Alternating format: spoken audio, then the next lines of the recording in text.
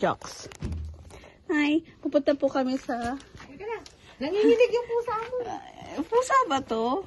Punta po kami sa hatakin ng ating hasinderang si Ate Lisa. Ayan guys. Papunta na po kami sa hacienda ni Ate Lisa. Ay, nakikita ka na sa live. Ayan, punta po kami sa hacienda ni Ate Lisa. Ay, may nahapde. Di tatakpan ko. Gusto mo?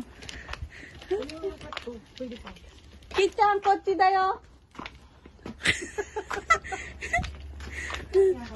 Hindi ko makain ka na daw. Ano yan?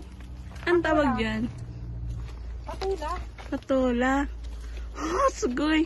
Ang laki ng patola. Sila na. Kika!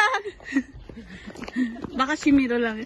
Ay, dami mo naman tan. Nandito po ako sa hacienda ni Ate Lisa. Ah? Alam na nila yung kung sino kasama ko. Akin ba tong hacienda? Nandito po kami sa hacienda ni Ate Lisa. Ayan. Ito po, dito kami. At nangunguha kami ng sayote. Hi. Ayan. Kasama ko po yung mga anak ko. At nandito ang aming